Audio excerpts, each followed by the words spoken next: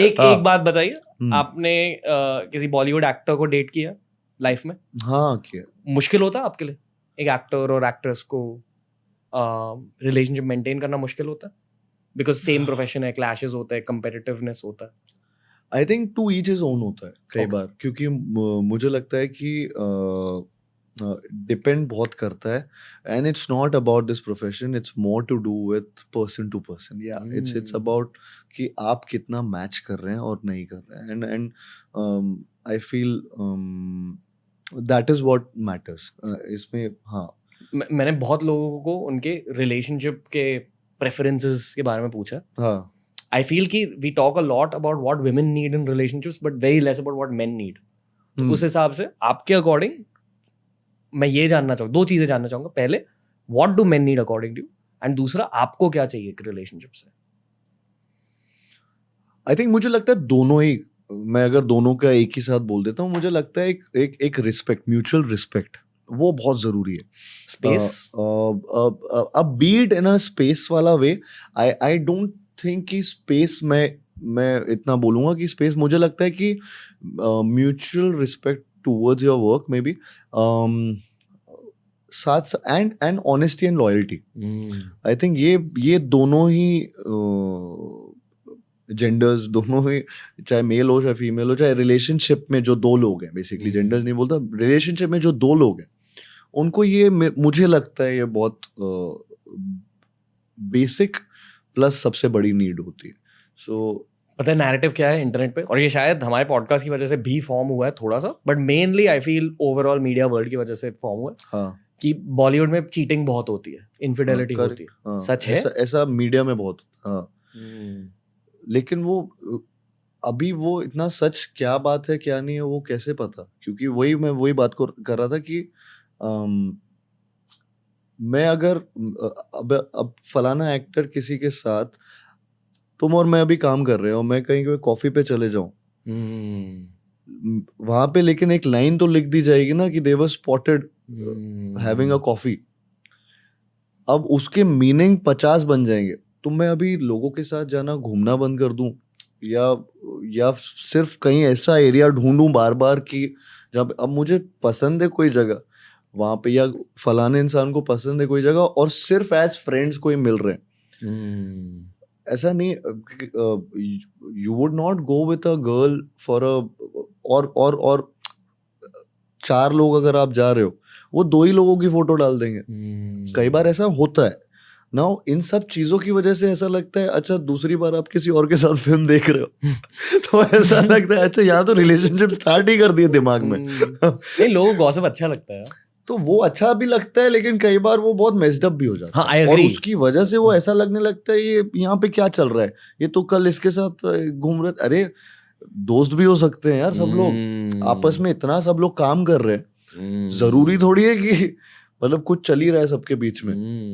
नहीं, 100%. तो वो वाला एंगल कोई, आई थिंक वो कभी एक्सप्लोर होता नहीं है. सब लोग बस यही सोचते हैं कि हाँ रिलेशनशिप ही चल रहा होगा. ऑडियंसेस को मसाला चाहिए, and which I get it कि हाँ सबको वो बात करने में कई बार अच्छा भी लगता है, but Bollywood and cricket at the but that becomes the biggest reason कि लोगों को लगता है कि नहीं यहाँ पे तो ये भी अभी सच क्या है वो तो कुछ पता ही नहीं होता है. I am asking you this as a early 30s man and not as an actor. खुश हो आप लाइफ में? I am happy in life. I'm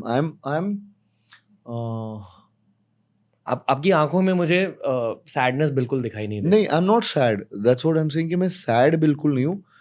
Maybe I'm not content. मुझे ऐसा लगता है कि मुझे और अभी कमाना है लाइफ में, मुझे और नाम बनाना है लाइफ में, मुझे और प्रूव करते रहना है कि ये भी कर सकता हूँ, ये भी कर सकता हूँ. I think that is that sometimes मुझे लगता है कि कहीं मेरी कोई शॉर्ट कमिंग ना हो जाए इन चीज़ों में. कहीं मैं ऐसा नहीं हूँ, कोई भी मैं कभी कोई रोल करूँ तो मुझे कुछ, फॉर एग्जाम्पल कभी कुछ रोल करूँ या कभी कोई भी चीज़ करूँ लाइफ में, कल को मैं कुछ रेस्टोरेंट भी खोलूँ तो वो सबसे ज़्यादा चलना चाहिए. It's that feeling. तो I think that's the only thing जो मेरे दिमाग में पूरे टाइम दौड़ती रहती है. आपके अकॉर्डिंग आपका वीकनेस क्या है लाइफ में? हर किसी का कोई वीकनेस होता है.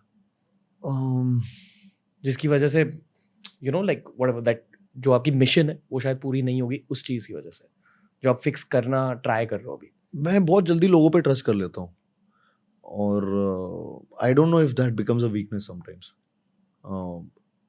Not in a relationship, I am saying हाँ, लाइफ में professionally. Professionally I am saying कि कई बार कई चीज़ों पे तो मे बी दैट बट अब तक आपकी गट फीलिंग ने आपको सही रास्ते बहुत सही दिखाए? रास्ते दिखाए, बहुत गट फीलिंग और and I really believe in it. I think मुझे स्पेशली मेरे को लगता है गट फीलिंग पे बना है करियर एंड क्योंकि क्या होता है कि कई बार क्या होता है पूरी दुनिया बोल रही होती है ये क्यों कर रहा है तू, ये वाली फॉर एग्जांपल ये फिल्म क्यों कर रहा है, लेकिन मेरी गट फीलिंग हो रही थी कि नहीं यार ये फिल्म चलेगी, ये फिल्म मैं भी ऑडियंस हूँ और मैं अगर होता एज अ फैन या मैं नॉर्मल कुछ देखने जा रहा होता फिल्म तो मैं ये देखने जाता। वो फीलिंग तो वो मुझे ऐसा लगता है कि मेरी गट फीलिंग काफ़ी चीज़ों में, not just this but maybe understanding energies in a room, understanding certain people.